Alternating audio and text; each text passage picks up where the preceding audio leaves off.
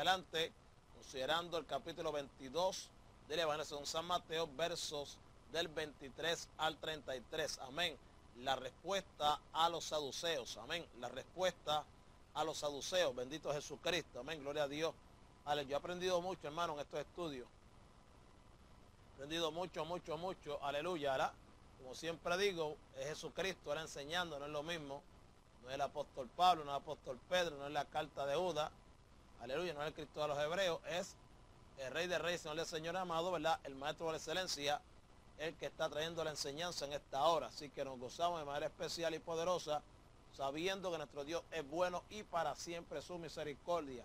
Poderoso Dios. Amén, amado. Así que en esta hora vamos a estar haciendo oración al Dios del cielo para que, como de costumbre, pedirle a Él que sea quien nos dirija, nos guíe, ¿verdad, amado? Desde el principio hasta el final de este estudio en esta hermosa noche. Gloria que es para siempre. Amado Dios y Padre Celestial, te damos gracias.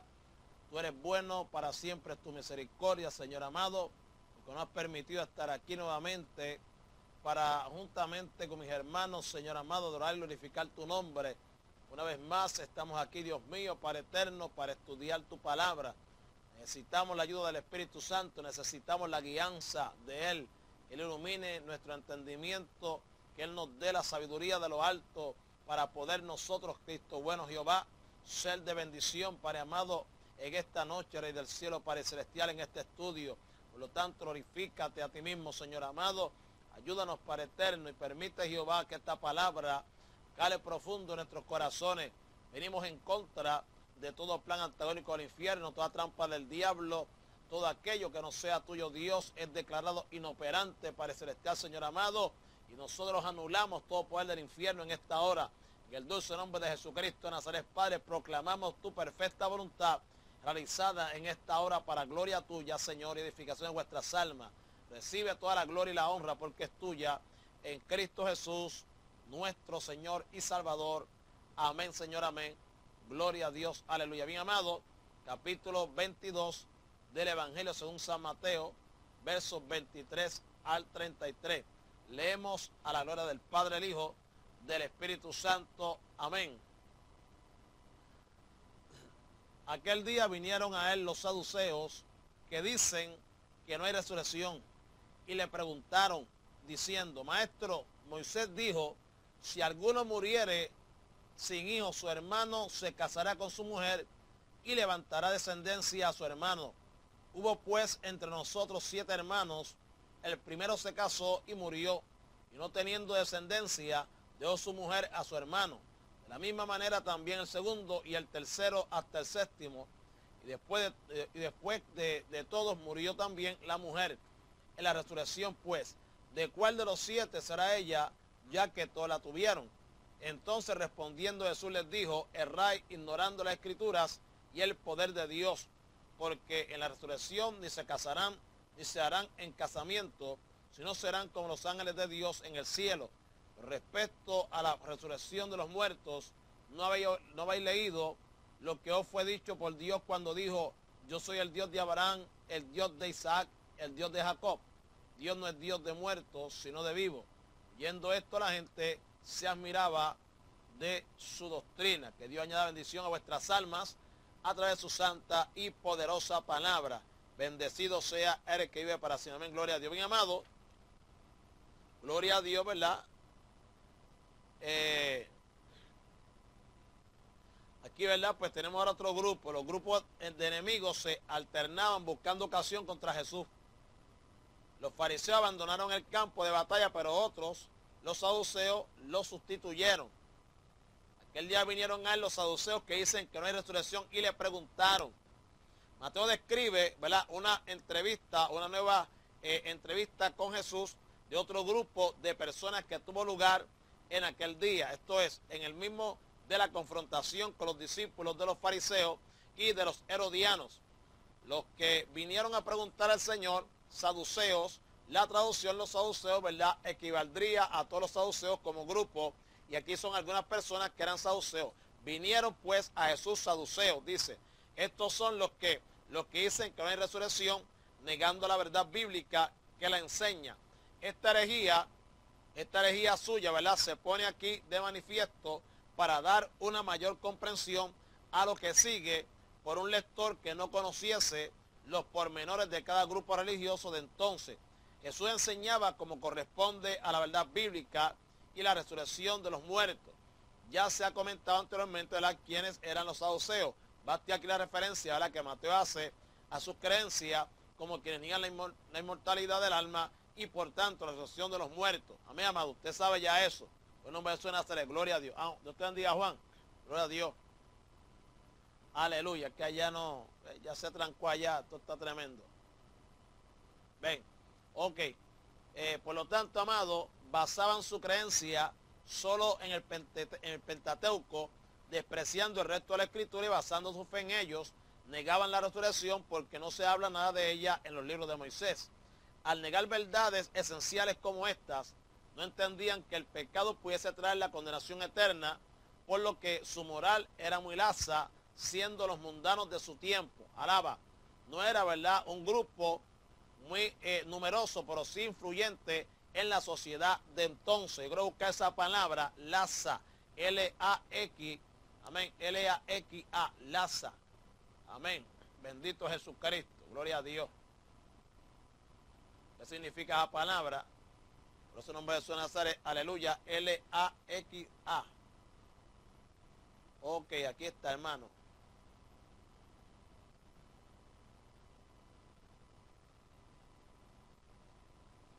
Dice flojo, que no está tirante.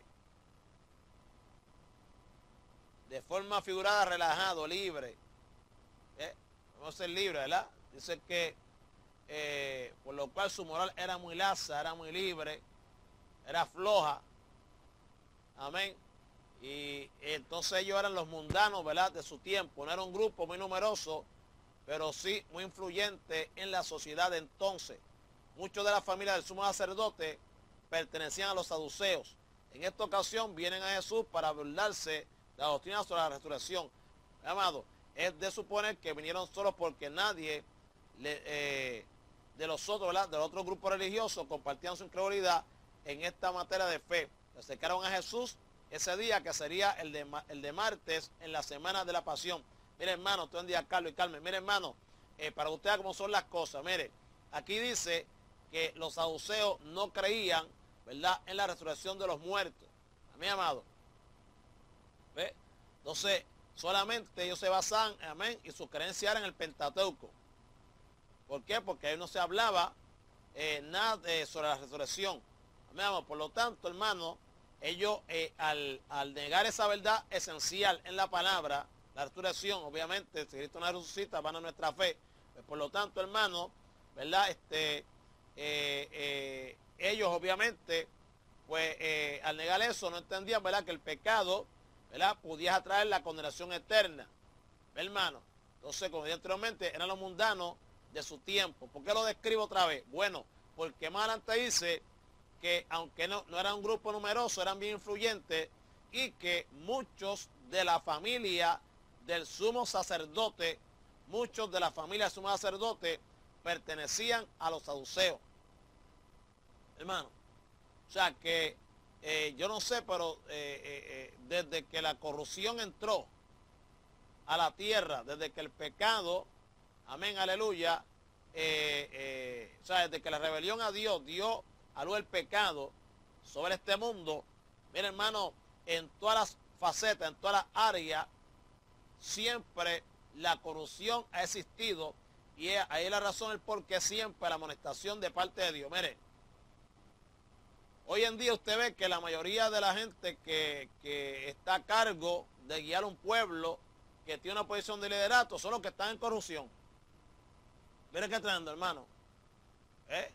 Son muy pocos los lugares donde usted ve a un líder, una persona, ¿verdad?, que esté puesta por Dios, o que esté al frente, voy a decir, ¿verdad?, de algún grupo, hablando grupo religioso, amén, que sea una persona, amado, aleluya, que esté viviendo conforme a la voluntad de Dios, o sea, que esté dispuesto a someterse a lo que Dios establece. La mayoría son los corrompidos, hermano, los que están tergiversados, con corazones duros hacia Dios, hermano, los que están en esa posición, los que están mandando, los que están dando estudios, preparando gente, etcétera, etcétera, etcétera. Hermano, y aquí vemos que la mayoría, ¿verdad?, de la familia de su sacerdote eran de los saduceos. No en vez de la gloria. Pues hermano, ya usted sabe lo que usted puede esperar, ¿verdad? Entonces ellos se acercan a Cristo en aquel día, ¿verdad? Aleluya, el que para siempre. Y entonces le preguntan, ¿verdad?, basado en que, en su creencia de que no hay resurrección, le dicen, maestro, Moisés dijo, si alguno muriere sin hijos, su hermano se casará con su mujer y levantará descendencia a su hermano. Amén. Gloria a Dios. Ok. Los saduceos inician la cuestión apelando a la ley, a recordar que Moisés, como transmisor de las ordenanzas de Dios para el pueblo, Moisés dijo, había establecido, ¿verdad?, un sistema en el cual cuando un hombre moría sin descendencia, la esposa debía unirse a uno de los hermanos del fallecido para levantarle descendencia. El objetivo de esa disposición era dar continuidad a la línea de descendencia del fallecido y conservar sus propiedades dentro de la familia. Y esta disposición está registrada en la ley. Eso está en Deuteronomio, capítulo número 25, versos del 5 al 6. Amén. Este tipo de matrimonio se denomina matrimonio levirato. Amén, amado. Matrimonio levirato. Amén. Y es una palabra, esa levirato, una palabra procedente del latín levir, ¿verdad? Un hermano del marido, de donde procede cuñado. Amén, amado. O sea, era un matrimonio levirato. Y recalco, latín levir, un hermano del marido, ¿verdad? Y obviamente lo significa, ¿verdad? Aleluya, es cuñado, por así decirlo. Por lo tanto, amado, en tiempo de Cristo, práctica, y esa ordenanza había perdido fuerza y rara vez se llevaba a cabo porque ya el deseo de conservar las propiedades familiares se había perdido. Los maestros de ese tiempo consideraban que era primero el derecho del hermano o pariente próximo a rehusar ese matrimonio que a obedecer la demanda. Ahora, la referencia a Moisés al inicio de la consulta daba peso específico a la cuestión, sobre todo teniendo en cuenta el valor de los saduceos que daban al Pentateuco como única escritura inspirada. La desobediencia a este mandamiento se consideraba como algo grave. Amén. Y la obediencia parcial en el sentido de que un hermano, pariente próximo del fallecido, estuviese dispuesto a casarse con su cuñada, pero se negase a procrear de ella a causa de que el primer hijo habido de esa unión no sería contado como suyo, sino como el fallecido, era castigo, ¿verdad?, con la muerte, como ocurrió con Onán. Génesis capítulo 38, versos 8 al 10. Los saduceos apelan al mandamiento con la intención de mostrar que la creencia en la resurrección era inconsecuente. Verso 25 dice, hubo pues entre nosotros 7 hermanos, el primero se casó y murió, y no teniendo descendencia, dio su mujer a su hermano. El relato presenta el caso de un hermano casado, amén, que fallece y da a la esposa a su hermano para que cumpla lo establecido por la ley para estos casos. Es posible, hermanos queridos, que la historia propuesta a Jesús la hubiesen presentado antes a sus enemigos tradicionales, los fariseos, sin que recibiesen una respuesta satisfactoria de ellos. ¿Era verdad la historia? Bueno, algunos expositores consideran que era una historia real, sin embargo, será mejor considerarla como una invención de ellos para buscar una respuesta del interlocutor que sirva de apoyo a su creencia sobre la imposibilidad de la resurrección. El comienzo de la historia, ¿verdad?, pudo haberse repetido infinidad de veces en Israel y sería suficiente, ¿verdad?, para su propósito. Un marido muere sin dejar descendencia y de los 7 hermanos que formaban la familia del fallecido, el siguiente en edad se casa con la viuda para promover descendencia a su hermano fallecido. Verso 26 dice, de la misma manera también el segundo y el tercero hasta el séptimo. Ve, amado. Por lo tanto, la historia es tan improbable que cuesta suponerla cierta. Sería una tremenda tragedia familiar, ¿verdad? Sucesivamente, uno tras otro se van muriendo los 7 hermanos de una misma familia y ninguno de ellos ha sido capaz de levantar descendencia a la esposa del primero y luego sucesivamente de cada uno de ellos. Por lo tanto, es más probable que la historia no hubiese ocurrido nunca y que los saduceos la usaban a modo de ilustración para plantear su pregunta. El número 7 pudiera ser también usado como el número perfecto. Verso 27 dice, y después de todo murió también la mujer. Amén. Gloria al nombre de Jesucristo en Nazaret. Aleluya. Gloria a Dios. Al estilo de una tragedia griega, al final de toda aquella larga serie de muertes en la familia, la única que quedaba de aquella relación murió también.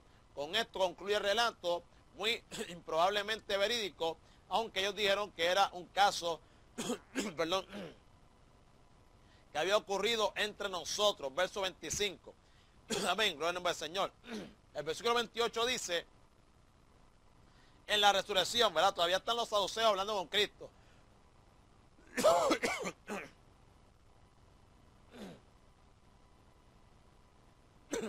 Pues, ¿de cuál de los 7 será ella? Ya que todos la tuvieron. Aleluya. Gloria a Dios. Ok, hermano. Los saduceos debieron haber planteado esto mismo. Hermano, de un momentito.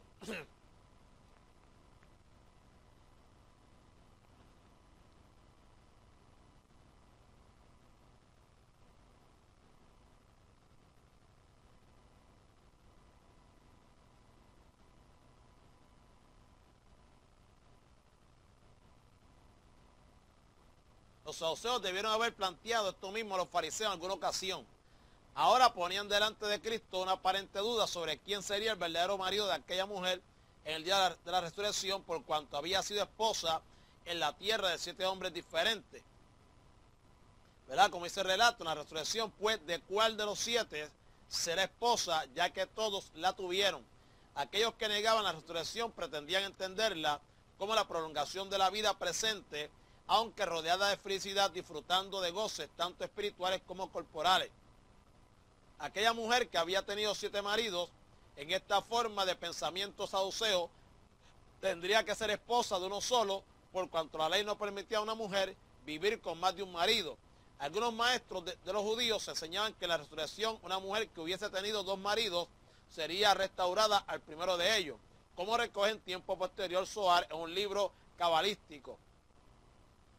La pregunta era consecuente con el pensamiento de por lo menos algunos de los judíos, y origina la pregunta de la formulada no por deseo de saber, sino por el de poder, por el de poner, ¿verdad?, en evidencia a Jesús, de qué marido será esposa.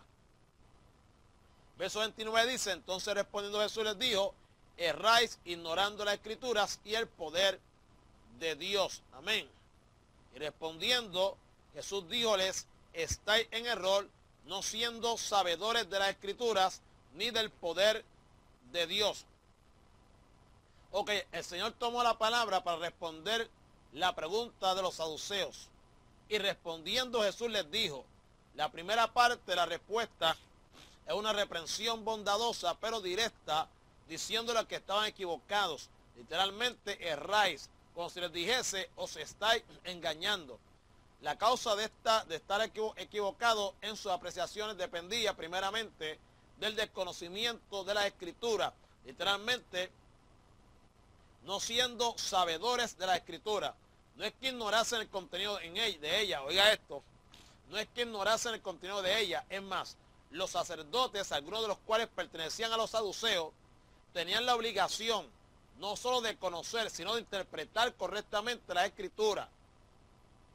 Repito, hermano, repito, ellos dicen, ¿verdad? Cristo le dice, no siendo sabedores de la Escritura. Y no es que ellos la ignorasen, ¿verdad? ¿Por qué, hermano? Porque los sacerdotes, que algunos de los cuales pertenecían a los saduceos, tenían la obligación, amén, tenían la obligación, no solo de conocer, sino de interpretar correctamente las Escrituras. Entonces, eso es otra cosa que, ¿verdad?, abonamos a lo que vimos ahorita sobre que siempre los que están en posiciones de liderato o de liderazgo son los que, ¿verdad?, están siempre corrompidos, hermano. Pero, ¿qué pasa? No lo están haciendo por ignorancia, lo hacen deliberadamente, lo hacen a sabiendas. ¿Por qué, hermano? Pues son gente que han estudiado,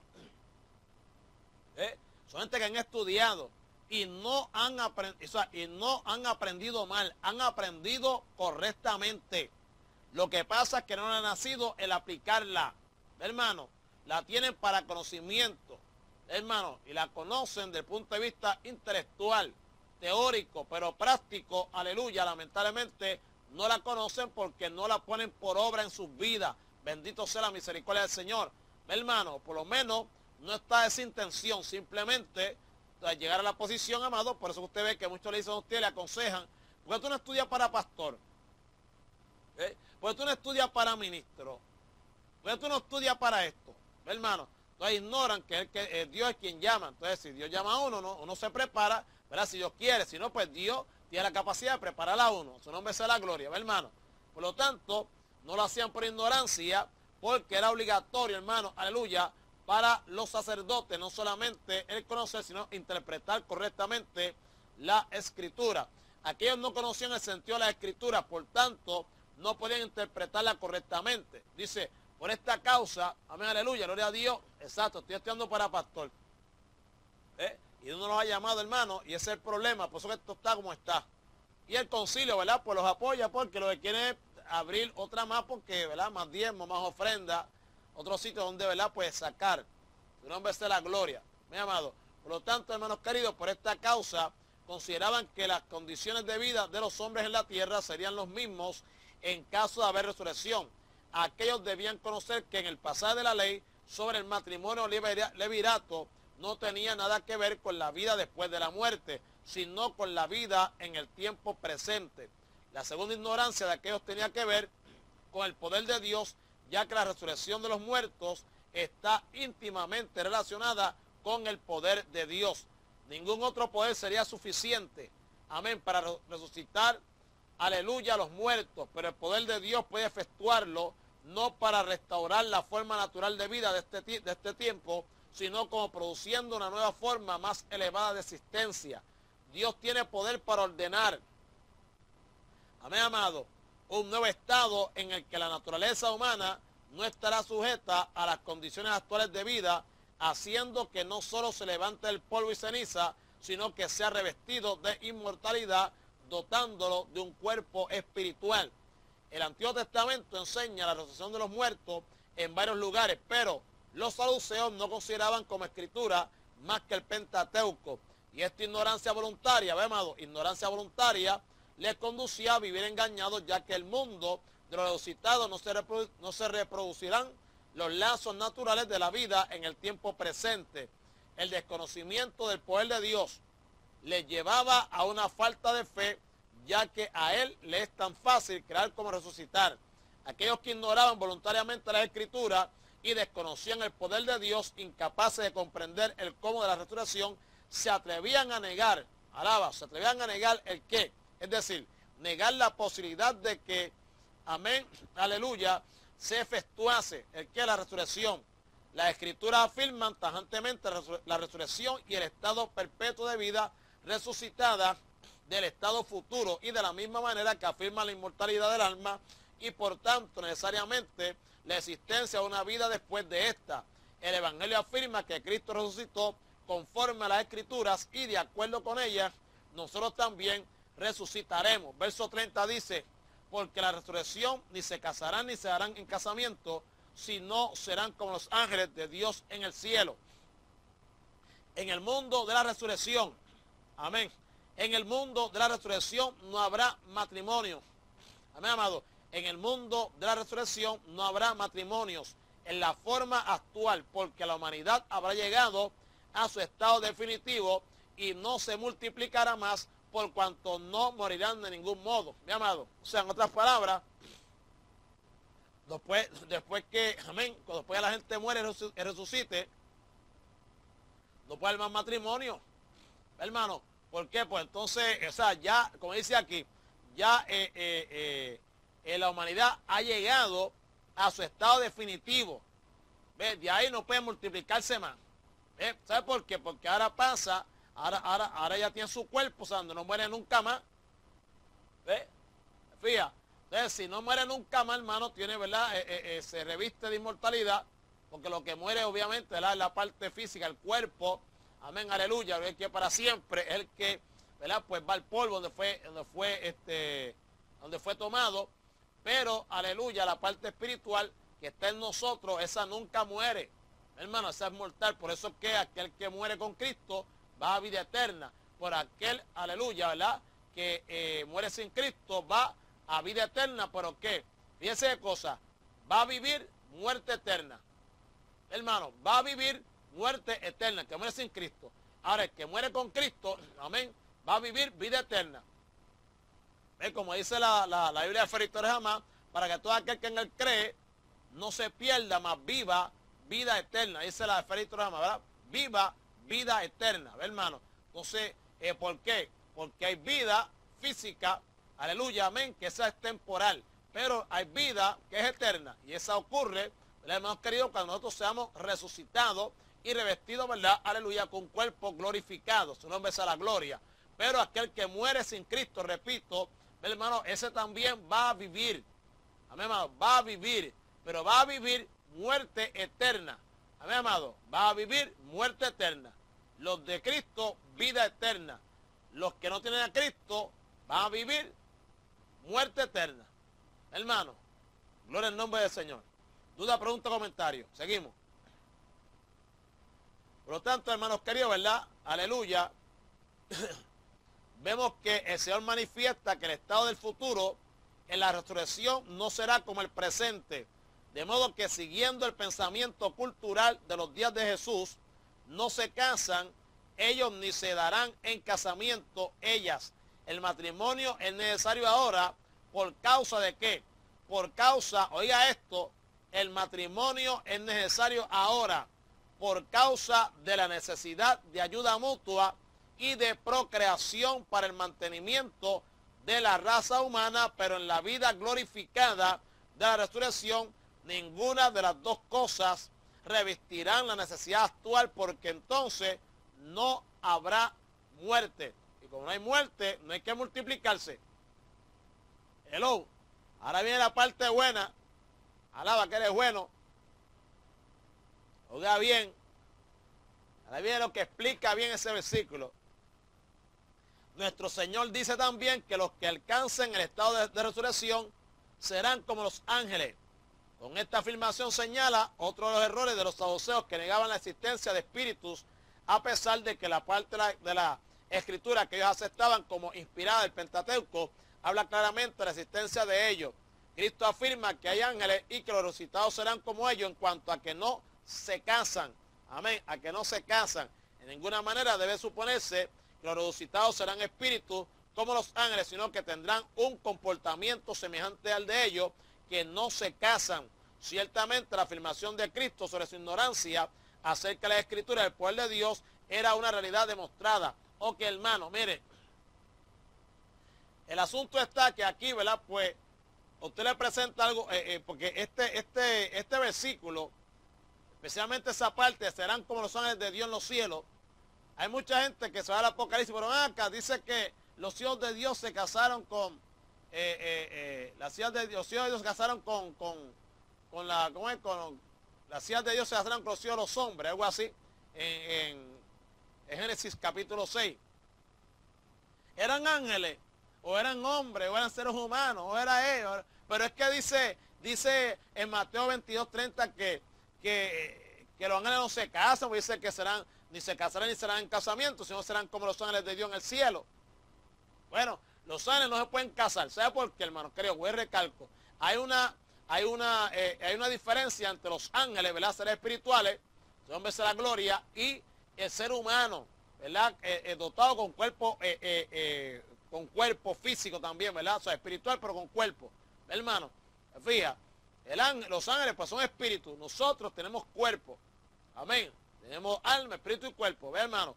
Por lo tanto, como dijimos anteriormente, en nombre de Jesús de Nazaret, ¿verdad? Cuando viene ese tiempo de la resurrección, no se puede, ¿verdad? Aleluya, no puede haber casamiento. ¿Por qué? Porque, voy a recalco, el matrimonio se hace necesario, hermano, mientras esté uno en este mundo. ¿Ve? La ayuda mutua tiene que irse al principio. Amén, gloria a Dios, aleluya. Yo lo bendiga, hermana Casi. Como somos que esté con nosotros, amén. Gloria a Dios. Pues tiene que irse al principio. ¿Ve? El propósito de Dios con el matrimonio. ¿Ve? Le haré ayuda idónea. Uno de los propósitos de Dios, ¿verdad? Y el segundo, ¿verdad? O primero era que multiplicaos y henchir la tierra. ¿Ve, hermano? Procreación. ¿Ve? Ayuda mutua y procreación. ¿Ve, hermano? Por lo tanto, al ser así, para poder mantener, hermanos queridos, aleluya, la raza humana, había que, ¿qué? Tenían que procrearse. ¿Ve? Pero ¿cómo lo van a hacer? Como Dios lo dispuso en matrimonio. ¿Te fijas, amado? Su nombre será gloria. Entonces, ahí sí es necesario el matrimonio. Una vez que la persona muere, el hermano querido, aleluya, ¿verdad? Pues, o sea, en la resurrección ya no tiene, no hay necesidad, hermano querido, ni de ayuda mutua, no hay necesidad tampoco, hermano querido, de qué, de mantener la raza humana. Por lo tanto, no hay que procrear. ¿Por qué? Porque no hay muerte. Los ángeles, hermanos queridos, aleluya, tampoco tienen que procrearse porque Dios, ¿verdad? Aleluya, dice la Escritura que los ángeles son millones de millones. ¿Verdad? Millones de millones. Hermano, entonces no hay necesidad tampoco que los ángeles se casen y se procreen. Hermano, a su nombre sea, ni tampoco Cristo, ¿verdad? La Biblia nos dice que Dios les dijo, aleluya, ¿verdad? Que se casaran o se unieran, que fueran una sola carne y que llenaran el cielo. ¿No? ¿Por qué? Porque ya Dios los creó y ellos están ahí. Millones de millones, dice Apocalipsis, amén. Su nombre sea la gloria. Pero hermanos queridos, ¿verdad? Pues recalco, nosotros, amén, cuando resucitemos allá en el cielo es muy distinto. Amén. ¿Por qué, hermanos? Porque es una vida glorificada de la resurrección. Amén, amado. Su nombre sea la gloria. Y obviamente, con no haber muerte, no hay necesidad de procreación. Dios Jesucristo. Amén. Ok, Cristo afirma, dice, ciertamente la afirmación de Cristo sobre su ignorancia acerca de la Escritura y el poder de Dios era una realidad, ¿verdad? Demostrada. No hay nada en la manifestación de Cristo que impida creer que en el estado de resurrección los afectos y relaciones terrenales serán cortados definitivamente. No cabe duda que el conocimiento de los creyentes será una realidad allí. Amén. Pues recalco, no hay nada en la manifestación de Cristo que impida creer que en el estado de resurrección los afectos y relaciones terrenales serán cortados definitivamente. Amén. No cabe duda que el conocimiento de los creyentes será una realidad allí. Conoceré como fui conocido. 1 Corintios 13:12. Dios instituyó el matrimonio y la familia como un estado de bendición para el hombre en la tierra. Y este estado será que potenciado en la resurrección, alcanzando valores nunca, amén, posibles en esta vida. Sin embargo, el egoísmo propio del pecado no tendrá lugar allí, por lo que el amor entre esposos en esa dimensión será tan poco exclusivo y excluyente como el que puede haber entre hijos o hermanos aquí en la tierra.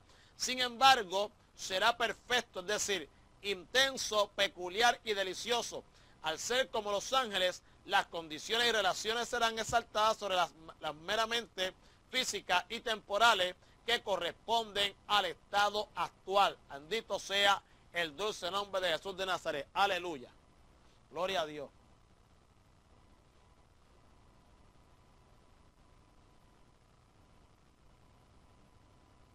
Está funcionando. Bien. Será bueno recordar que el apóstol Pablo escribió sobre el cuerpo de resurrección, estableciendo un amplio cuerpo doctrinal sobre ese estado, amén, aleluya, estableciendo primeramente una diferencia entre el cuerpo actual y el de resurrección, no tanto en cuanto a diferente gloria que cada resucitado tenga, sino en cuanto a la diferencia entre el cuerpo actual y el de resurrección. La primera distinción importante, aleluya, la primera distinción importante es que el aspecto de incorrupción propio del cuerpo de resurrección se siembra en corrupción, resucitará en incorrupción. Si se siembra en la muerte como semilla que se introduce en la tierra y que sigue un proceso de corrupción mediante la descomposición del cuerpo y el retorno de este al polvo de donde fue tomado. Todos los hombres pasan por este proceso, amén. Solo Jesús estuvo exento de él, ¿verdad? No permitirás que tu santo vea corrupción, o sea, que el cuerpo, aleluya, ¿verdad?, se pudriese, amén, sufriera esa descomposición, estando, amén, aleluya, en el sepulcro. Por eso Cristo resucita al tercer día. Bendito sea la misericordia, mi amado. A diferencia de Lázaro, que Marta dio, maestro, ayer desde 4 días ya está descompuesto el cuerpo, no hay forma, amén, de sacarlo de ahí, llegaste tarde, si hubiese estado aquí mi hermano hubiese muerto. Entonces, ¿verdad? Pero como Jesucristo era todo Dios, aleluya, ¿verdad? Hombre y todo Dios también, pues entonces, aleluya, dice Marta, no te he dicho que si crees verás la gloria de Dios, verás a Lázaro, amén, aleluya, que así como tú dices que hiede. Bueno, hermano, habrá salido Lázaro de la tumba, yo le bendiga a Manarli, habrá salido Lázaro, amén, de la tumba apestoso, salió con olorcito, como si no hubiese pasado nada. Sí, pues eran 4 días, ya hiede. Entonces, cuando Cristo lo habrá, ¿verdad? ¿Qué cosa? Lo habrá sacado Cristo allí como si nada. Sin olor a muerto ni nada.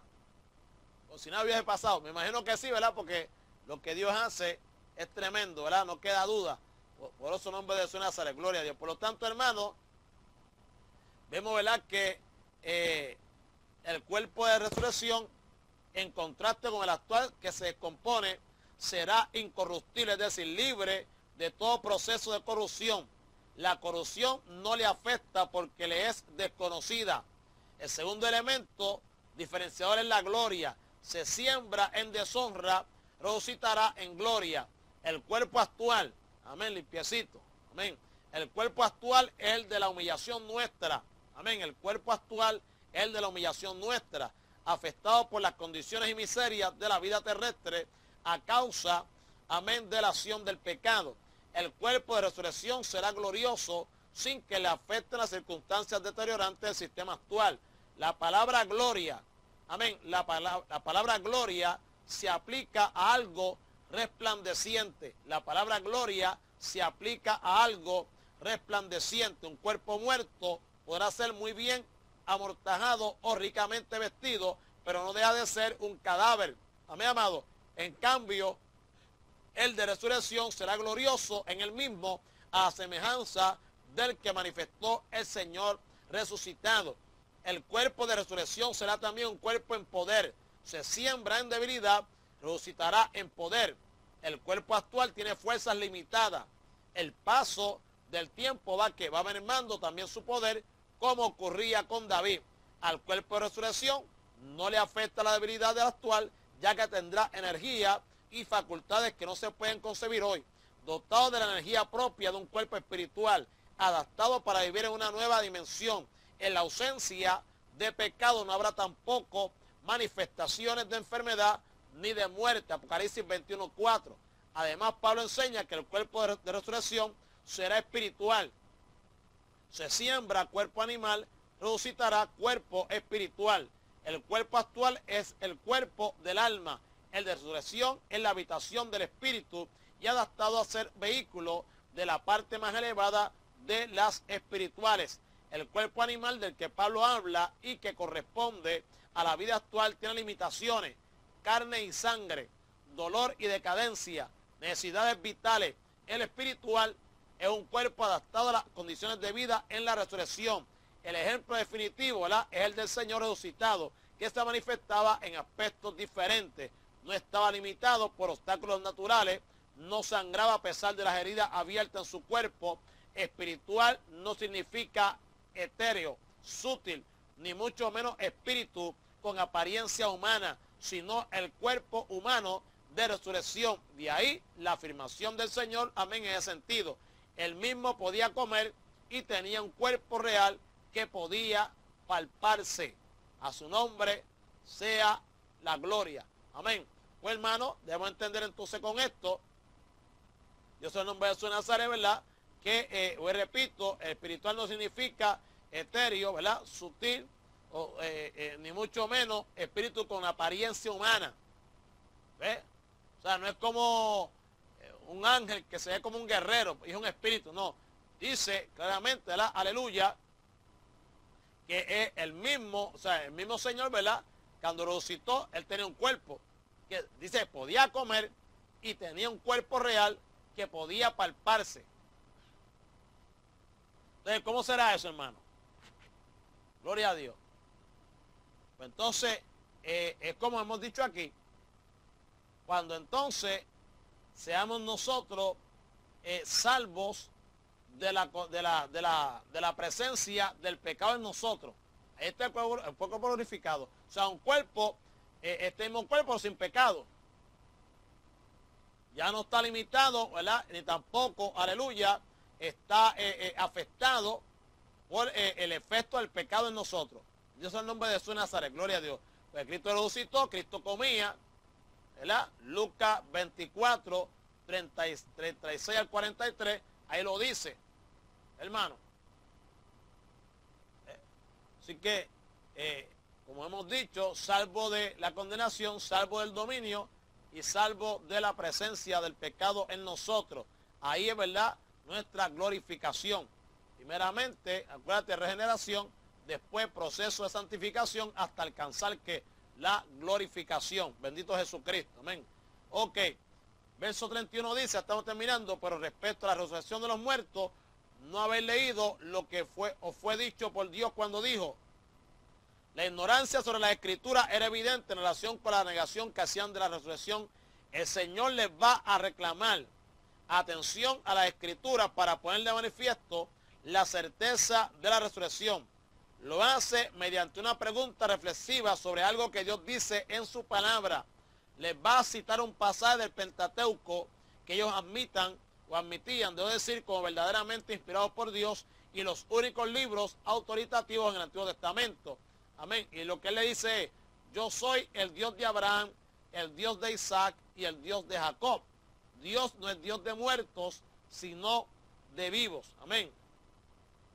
Jesús llamó la atención a los saduceos sobre una cita de Moisés donde le presenta desde la zarza ardiendo como el Dios de Abraham, aleluya, gloria a Dios, donde se le presenta, debo decir, desde la zarza ardiendo como el Dios de Abraham, de Isaac y de Jacob, los patriarcas de la nación hebrea. Amén. En el mismo pasaje Dios usa este calificativo personal para que Moisés se presentase en su nombre al pueblo. Los saduceos que negaban la resurrección del cuerpo y la existencia de espíritus se encontraban con una seria dificultad porque Dios afirmaba ser el Dios de aquellos que habían muerto. A su nombre sea la gloria, ¿ve, amado? O sea, que esto está tremendo, hermano. Mire cómo Cristo, bueno, era Dios mismo. Por lo tanto, los saduceos solían decir que aquel pasaje no afirmaba la vida después de la muerte, sino que simplemente Dios decía en él que como había sido ayudador, como Dios para los tres patriarcas, lo sería también para su descendencia. Sin embargo, el Señor lo presenta como quien es Dios en todo momento de aquellos primeros ascendentes de la nación, cuya relación no puede ser como muertos, sino como vivos. Amén. ¿Por qué? Porque Dios no es el Dios de muertos, sino de vivos. Su nombre sea la gloria. El argumento es sencillo. Si Dios no es Dios de muertos, sino de vivos, debe concluirse que Abraham, Isaac y Jacob viven y esperan la resurrección. La fuerza del argumento, ¿verdad?, descansa en que Dios no dijo, yo era el Dios de Abraham, el Dios de Isaac y el Dios de Jacob, sino que dijo, yo soy. Amén. Nadie se llama Señor y mucho menos Dios de algo que ya no existe, como ocurriría con la muerte que llevaría a la desaparición si no hubiese resurrección de los muertos. Las palabras de la Escritura prueban la inmortalidad del alma y afirman la seguridad de la resurrección futura, ya que sin el cuerpo el hombre no sería persona completa. No cabe duda que quienes buscaban argumentar la no resurrección de los muertos basándose en un pasaje bíblico referente al matrimonio para preguntar a Jesús maliciosamente de quién sería esposa en la resurrección, la mujer que lo fue en su vida de 7 maridos distintos, debían conocer también el significado del pasaje que Jesús les citó. Ellos eran maestros del pueblo y probablemente sacerdotes con la obligación de enseñar la ley, pero voluntariamente, gloria a Dios, pero voluntariamente ignoraban las escrituras. El Antiguo Testamento había pasajes ciertamente menos que en el Nuevo sobre la resurrección de los muertos, tales como los Salmos, Daniel, además de otros, ¿verdad? Job, Salmo, Isaías, Ezequiel, Osea, amén. Por lo tanto, es evidente que Abraham esperaba y creía una resurrección física. Hebreos 11:19. El título Dios de Abraham ha sido interpretado por los liberales tan incrédulos como los saduceos con una referencia al Dios que Abraham adoraba en vida, pero que nada tenía que ver con la vida del patriarca después de la muerte. Sin embargo, en los pasajes donde ocurre el título, entre otros, Génesis 24, amén, 48, a su nombre sea la gloria, 28:13, 32:9, 46:1, 3 y 4, 48:15, al 16, 49:25, etcétera. Es el Dios del pacto cuyo compromiso en el pacto no concluye con la muerte del creyente, sino que sigue con él más allá de la muerte. Salmo 16, 10, 11, 17, 5, 73, 23 y 26. Amén, amado. En nombre de Jesús, la gloria a Dios. Ok, escuche bien. En relación con este versículo, escribe Hendrickson de la siguiente forma. En esta conexión hay que mencionar otro hecho. Los hombres con que este inmutable Jehová estableció un pacto eterno eran israelitas, no griegos. Según la concepción griega y después de la romana, el cuerpo es solamente la prisión del alma. La concepción hebrea, el producto de la revelación especial, es completamente diferente. Aquí Dios trata con el hombre entero y no solamente con su alma o simplemente con su cuerpo. Al contrario, cuando Dios bendice a su Hijo, lo enriquece con beneficios físicos y espirituales. Y mucho, amén, aleluya, te da Deuteronomio 28, 1 al 14, Nehemías 9, Salmo 104, amén, aleluya, 107, 136 y muchos pasajes similares. Lo ama cuerpo y alma. Va a enviar a su amado Hijo para rescatarlo completamente. En consecuencia, el cuerpo participa con el alma del honor de ser templo del Espíritu Santo. El cuerpo es para el Señor y el Señor para el cuerpo. Dios ama a toda la persona y la declaración, yo soy el Dios de Abraham y el Dios de Isaac y de Jacob, aleluya, nótese, ¿verdad? La triple aparición de la palabra Dios mencionada separadamente en conexión con cada una de las tres para enfatizar la relación personal con cada uno. Esto implica ciertamente que sus cuerpos no serán dejados para los gusanos, sino que un día serán resucitados gloriosamente. La tarea de hacer la prueba queda enteramente sobre la persona que niega esto. Bendito sea que para siempre, amén, gloria a Dios. Por eso, hermanos queridos, ¿verdad? Que se dice que los que mueren en Cristo, ¿verdad? Aleluya. O sea, los que parten de este mundo con Cristo, pues no mueren, sino que duermen. Hermano, entonces, pues obviamente, ¿verdad? Pues, aleluya, el Señor es que para siempre preserva, el hermano querido, aleluya, impidiendo, ¿verdad? Que esos cuerpos, amén, sean comidos, ¿verdad? Dejados para los gusanos. En un momento dado van a ser que van a ser resucitados. Bendito sea la misericordia de Dios. Y esta verdad revelada constituye la esperanza para cada creyente en todas las dispensaciones. El Dios de la Biblia es un Dios personal. El omnipotente que puede resucitar y lo ha establecido y prometido es el Dios no solo de Abraham, de Isaac y de Jacob, sino también de nosotros, los pequeños y débiles creyentes de esta dispensación. La esperanza cristiana no descansa en promesas, sino en la persona de ese Dios que hizo hombre o que se hizo hombre para llevar al hombre a la participación de la divina naturaleza y darle en el mediador y por él la vida eterna. El mismo Dios, Jehová del Antiguo Testamento, es Jesús, Emmanuel en el Nuevo Testamento, que se hace esperanza para cada cristiano viviendo en unión con cada creyente y haciéndose vida personal y eterna para cada uno. Colosenses 1:27. Amén. Gloria al nombre de Jesucristo. Verso 33 dice: oyendo esto la gente se admiraba de su doctrina. Amén. O sea, se quedaron atónitas de la enseñanza de él. Mateo hace notar que fueron la gente, las multitudes que estaban cerca de Jesús, que para siempre, y que escucharon la pregunta y la respuesta a los saduceos. Cuando oyeron la gente, ¿quiénes? Se quedaron atónitos, admirados de su enseñanza. El impacto tuvo que haber sido grande por la rapidez, claridad y resolución que dio a lo largo a lo que era una grave dificultad para los maestros de entonces y motivo permanente de polémica entre saduceos y fariseos. La admiración iba acompañada también de simpatía, ya que los saduceos no gozaban del afecto del pueblo por su doctrina y por su forma licenciosa de vida. Según Lucas, la conclusión del Señor llevó a algunos de los escribas a mostrarse satisfechos con la respuesta de Jesús y expresar la admiración por ella. Mateo concluye el incidente sin más. Lucas añade en su evangelio que los saduceos no se atrevieron a preguntarle ninguna otra cosa y mucho menos a replicarle por su respuesta. Sin duda, una verdad oculta o no explicada toma una dimensión admirable que cautiva cuando se desarrolla delante del pueblo de Dios. Todos sabían que Jesús había salido victorioso del lazo doctrinal que le habían tendido su adversario. Mientras el pueblo se gozaba por ello, el corazón de los saduceos se iba llenando hasta la saturación de odio contra Jesús, que había triunfado admirablemente sobre los enemigos. Bendito Jesucristo. Amén. Gloria a Dios. Aleluya. Rápidamente, amado, a ver si me da tiempo. Gloria a Dios. Ok. Ahora vamos a ver el gran mandamiento. Versos 34 al 40. Leemos a la hora del Padre, Hijo y Espíritu Santo. Amén. Versos 34 al 40. Capítulo 22. Amén. Gloria al nombre de Jesucristo. Dice, entonces los fariseos, fíjese, salió fariseos, saduceos y vuelven otra vez los fariseos. Entonces los fariseos, oyendo que había hecho callar a los saduceos, se juntaron a una.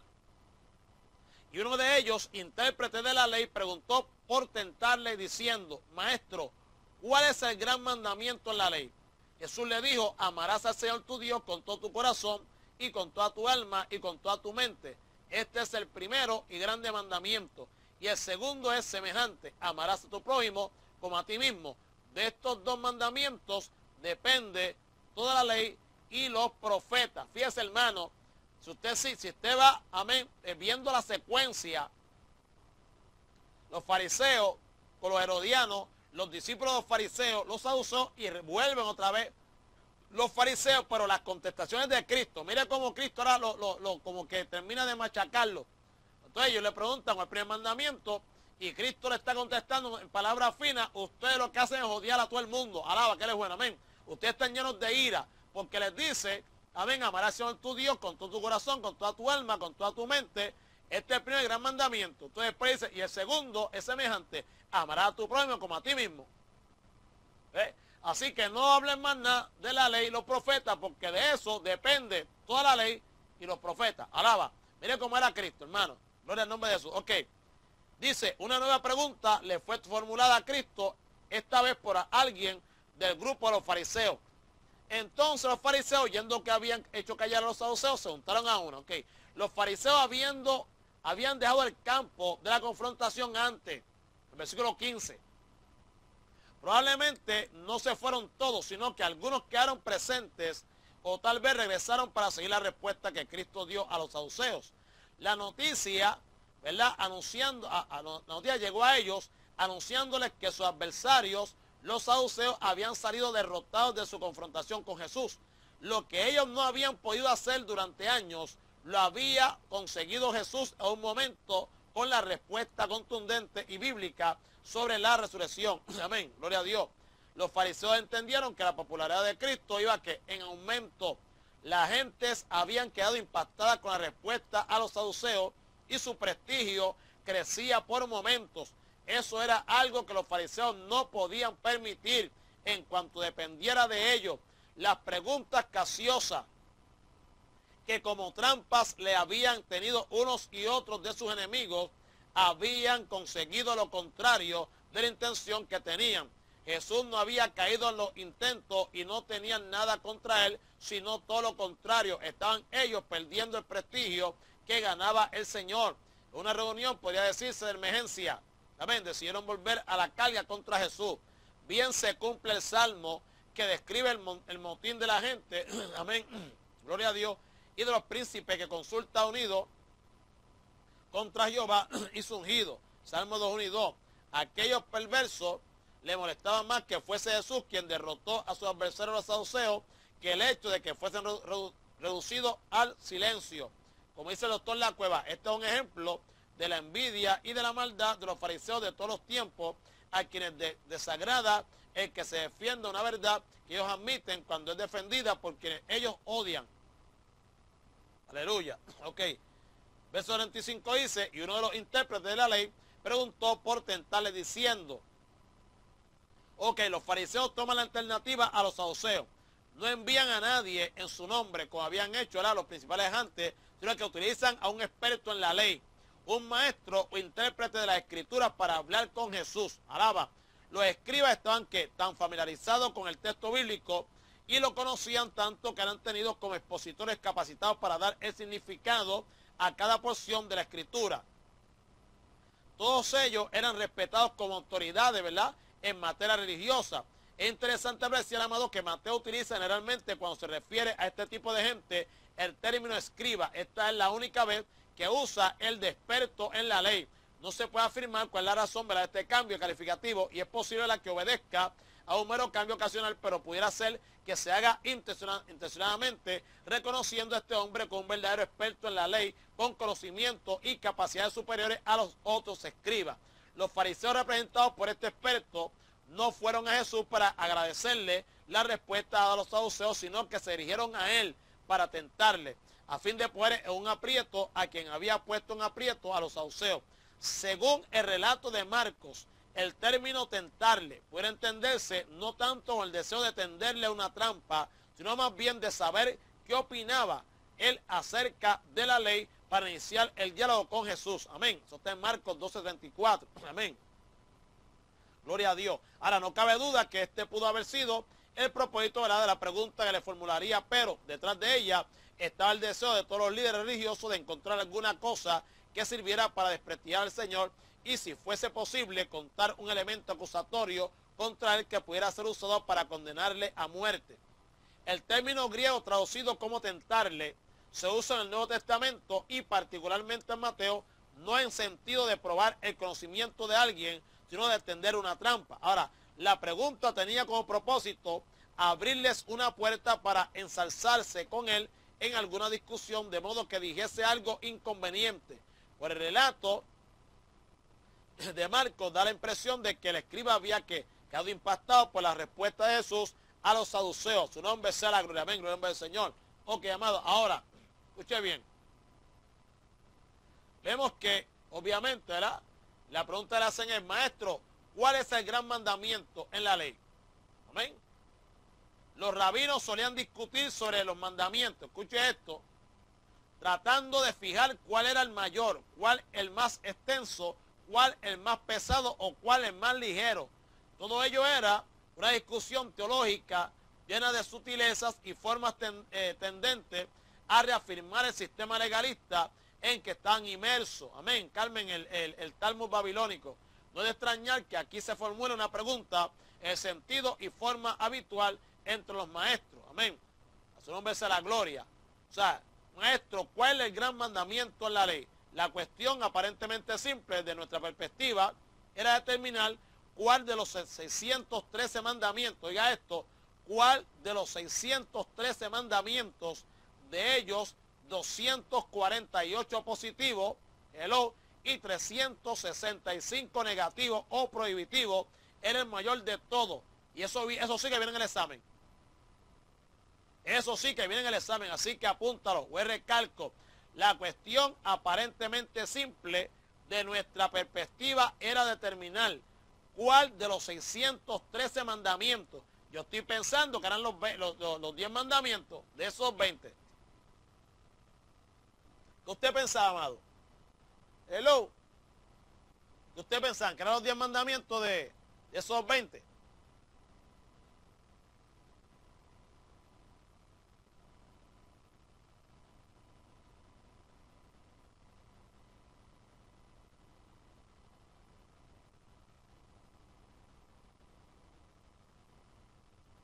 Hermanito, ¿qué usted pensaba? Que eran los 10 mandamientos de esos capítulos 20 o 19. 20. Vuelvo y recalco, la cuestión aparentemente simple desde mi perspectiva era determinar cuál de los 613 mandamientos,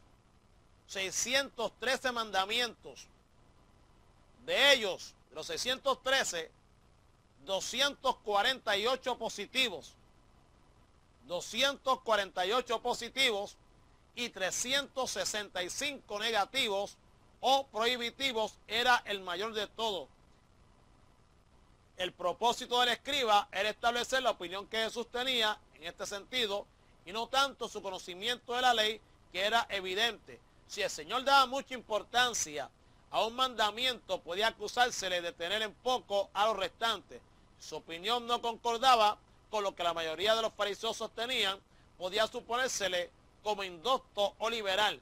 Los escribas daban también una gran importancia a las interpretaciones de los maestros de la ley, por lo que tal vez esperasen una interpretación contraria en la respuesta de Jesús.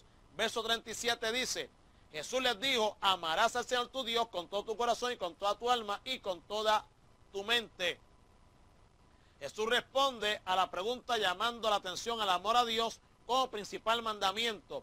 Las palabras del maestro no dan pie a discusiones y confrontaciones teológicas. Toma nuevamente la escritura para afirmar en ella y sobre ella su respuesta usando un pasaje de la misma ley, Deuteronomio 6:4. Amén.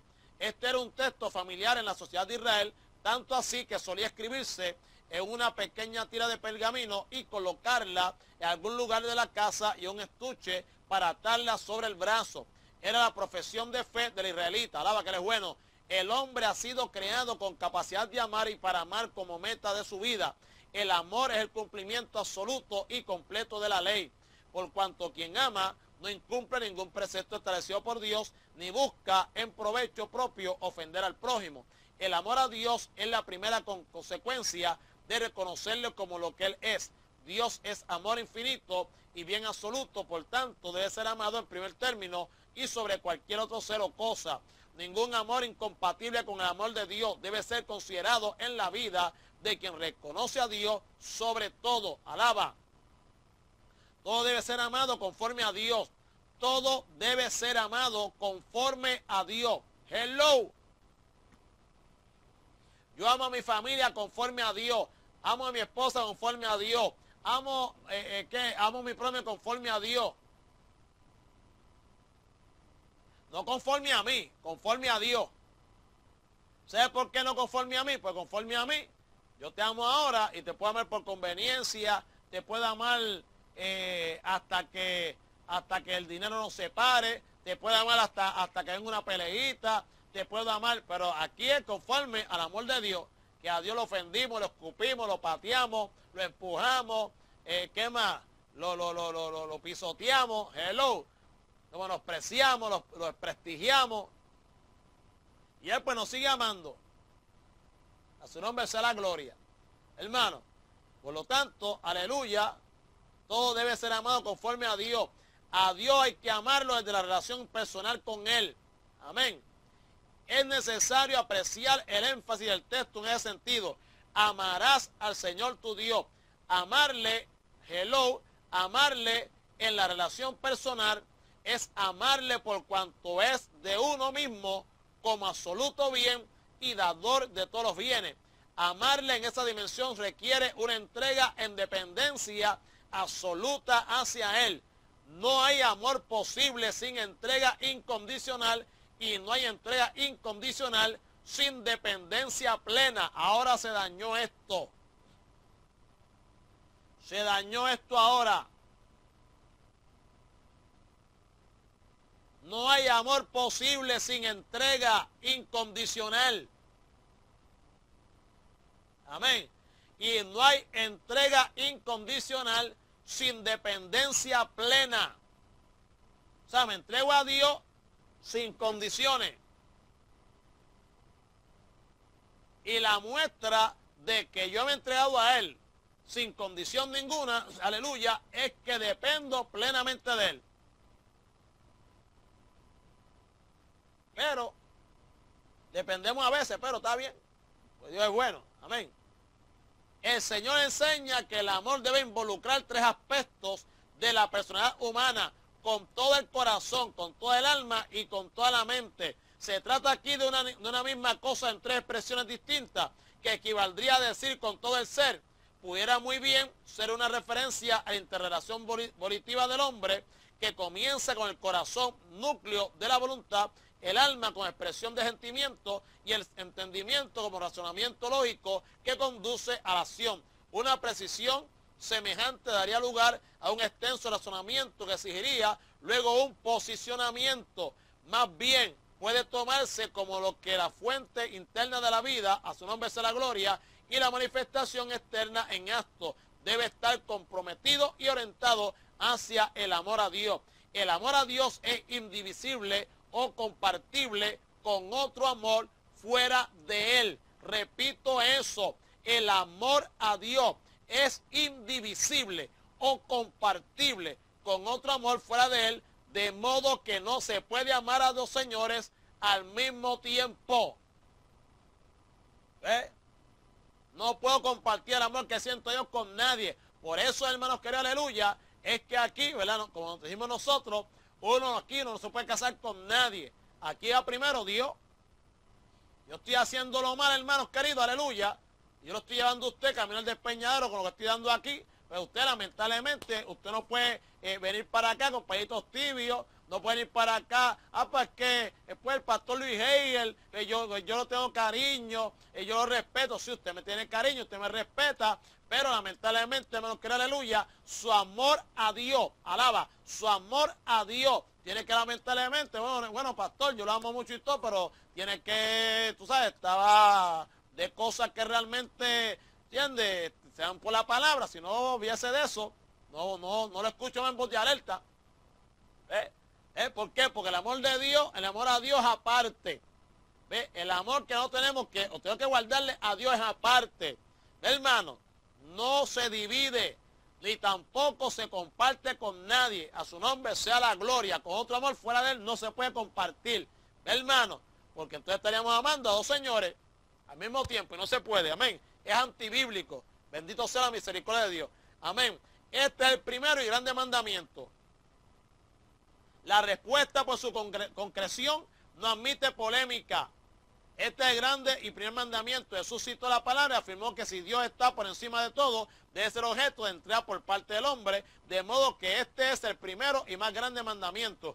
Dios no escatimó nada por el hombre y desde la revelación, el Nuevo Testamento, aleluya, la evidencia suprema de su amor consistió en entregar a su mismo Hijo. No existe un amor mayor que este. A un amor de esta naturaleza e infinita dimensión es inabarcable por la mente y el corazón del hombre. Y solo cabe una respuesta de amor incondicional y de entrega estimulada por el mismo amor de Papito Dios. Ve, amado, o sea, el amor de Dios nos constriñe. O sea, Dios, hermanos queridos, mire, como dice Romanos 2.1, Romano, creo que en Romano, si no me equivoco, que dice que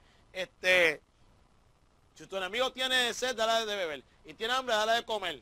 Pues haciendo esto, aguas de fuego, ¿verdad? Montando sobre sus cabezas. ¿Qué pasa? Que esas aguas de fuego es que no queda para el infierno, no. Es que la persona tiene que recapacitar por la actitud, amén, que toma, aleluya, aquel que él tiene por enemigo, aquel que está siempre haciéndole mucho mal, que el comportamiento de bien hacia él que recibe de respuesta, lo mueve, hermano, a decir, no, párate, yo tengo que ver bien con este hombre, porque es que, o sea, yo he hecho esto, aquello y lo otro, y él como quiera sigue tratándome bien a mí. No, yo tengo que cambiar mi actitud hacia esa persona. Hermano, pues eso es lo que hace, aleluya, el amor de Dios. El amor de Dios lo que hace es estimular a nosotros, alaba que le es un amén, a que nosotros, hermanos queridos, aleluya, lo amemos a él incondicionalmente. ¿Por qué? Porque Dios nunca nos ha hecho mal a nosotros. Dios nunca ha hecho nada en contra nuestra. Dios nunca nos ha abandonado. Dios nunca nos ha dejado solos, hermano. Alaba que él es buenísimo. Ve, amado. Pues, por lo tanto, no hay otra cosa, hermano. No cabe otra respuesta de amor incondicional y de entrega estimulada por el mismo amor de Papito Dios. Bendito sea la misericordia de Dios. Aleluya. Amén. Y el segundo es semejante, rapidito. El segundo es semejante. Amén. Amarás a tu prójimo como a ti mismo. Unido al amor a Dios está también el amor al prójimo. El mandamiento del amor al prójimo aparece en la ley. Levítico 19:18.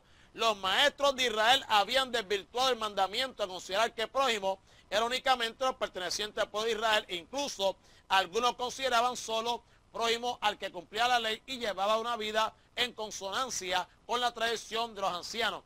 En cierta medida, para ellos, tanto los publicanos como los pecadores no eran verdaderamente prójimos. El primer mandamiento resume y expresa el cumplimiento del resto de los mandamientos de la primera tabla. Este lo hace con los de la segunda. Quien ama al prójimo como a sí mismo no tendrá ningún pensamiento impropio ni realizará ninguna acción indigna contra él. Además, el segundo mandamiento de amor al prójimo es la consecuencia y evidencia de cumplir el primero, porque si alguno dice, yo amo a Dios y aborrece a su hermano, es mentiroso, pues el que no ama a su hermano, a quien ha visto, ¿cómo puede amar a Dios a quien no ha visto? Alaba que él es bueno, amén. Es que para siempre. O sea que la interpretación de ese texto es, amado, que para tú poder amar, amén, aleluya, a Dios, tienes que amar al prójimo. Ve, amado, ¿por qué? Porque el amor al prójimo es consecuencia del cumplimiento del primer mandamiento, que es amar a Dios sobre todas las cosas. Amén, hermano. Amén. Así, hermanos queridos, es interesante. No, ahí se frizó. Ok. Así, hermanos queridos, es interesante notar que en el mandamiento del amor al prójimo se vincula con el amor a uno mismo. Amado, el mandamiento, que para siempre, gloria a Dios, aleluya. Exactamente, ¿verdad? El mandamiento del amor al prójimo, oiga esto, se vincula con el amor a uno mismo, como a ti mismo. O sea, hay un incorrecto amor a uno mismo. Hello, hay un incorrecto amor a uno mismo, egoísta e incluso ególatra. Pero hay un amor a uno mismo conforme al pensamiento de Dios. El apóstol Pablo enseña a tener un concepto de uno mismo moderado y ecuánime. La prohibición es a un concepto personal más alto del que corresponda. Romanos 12:3. Una idea pietista o espiritualista pretende hacer creer que el verdadero cristiano debe despreciarse a sí mismo y sentir como inútil para todo. Amén. Sin recursos personales válidos. Esto es en cierta medida un insulto a Dios, que ha hecho al hombre a su imagen y semejanza, alaba que Él es bueno, y la ha dotado a cada uno con dones naturales que caracterizan a cada persona, aleluya, y hacen de él una entidad única en relación con el resto. Además, a cada creyente, amén, le ha dado dones por acción soberana del Espíritu Santo. Nadie debe dejar de sentir, oiga esto, nadie debe dejar de sentir delante de Dios los recursos que Él le ha dado para agradecer al Creador y Señor sus bendiciones y entender cuáles son sus verdaderas capacidades para servirle. Amén. El concepto de uno mismo servirá como medida de amor hacia el prójimo. Tal entendimiento conducirá nuestro pensamiento al amor de Dios con que nos ha amado a cada uno, reconociendo que si Él es bueno para con todos, quien se llaman sus hijos han de seguirle en esa misma conducta. Eso le enseña al amor universal, esto es, amar sin exclusión a todos. Una solemne reflexión debe producir enseñanza en la vida de cada creyente en este tiempo. La vida cristiana no consiste en hablar o definir el amor, sino en amar. Amén. El cristiano es aquel que vive a Cristo en el poder del Espíritu, es decir, Jesús se hace vida en la vida de cada creyente, conduciéndole e impulsándole en la misma dirección que motivaba sus acciones. Nuestro Señor amó a todos sin excepciones y estableció como señal, aleluya, gloria a Dios, o como seña identificativa a todos los suyos la manifestación del amor. No se trata de un discurso sobre el amor y sus múltiples formas, sino de una vida comprometida con Él. El amor al prójimo comprende inexcusablemente al amor al hermano en la fe. El apóstol Juan afirma que todo aquel que no ama a su hermano está todavía en tiniebla. Lamentablemente, el amor hacia el hermano en Cristo no es la expresión natural de vida en todos los creyentes. El espectáculo de divisiones entre los cristianos verdaderos, aquellos que realmente han nacido de nuevo, es el peor testimonio de Cristo ante el mundo. Algunos creen que pueden dejar de amar a sus hermanos, a su nombre sea la gloria. Amén, gloria a Dios. Exacto, ahí está, Romano. Amén, gracias, hermana Leslie. Nombre sea, amén, gloria a Dios. Algunos piensan, amén, aleluya, gloria que para siempre, o creen que pueden dejar de amar a sus hermanos y mantener comunión con ellos. Es un mal entendido deseo de defender los principios bíblicos que para ellos son quebrantados por los otros y por tanto no merecen ser amados. Tal condición de vida, relación es carnalidad en lugar de firmeza delante de Dios. Las obras de la carne producen celos, pleitos, iras, contiendas, disensiones y divisiones. No hay disculpa ni razón alguna para excluir a nadie del amor y no se puede hablar de amor cuando se desprestigian a los hermanos con maledicencia e incluso calumnia. Tales personas son como los fariseos, sepulcros blanqueados por fuera, pero llenos de inmundicia por dentro. Ese tipo de conducta no agrada a Dios y es contradicción en sí misma de quienes manifiestan amarle. No es posible amar a Dios y no hacerlo con el prójimo. Quien se considera hijo de Dios debe entender que como Él es, así también sus hijos en el mundo. El que no ama a su hermano permanece en muerte. Guardar los mandamientos de Dios requiere hacerlo con todos y no solo con algunos. No se puede decir que se conoce a Dios sin cumplir sus mandamientos. La obediencia es manifestación de ¿qué? De conversión. Termino ya, Juan. Me voy ahora.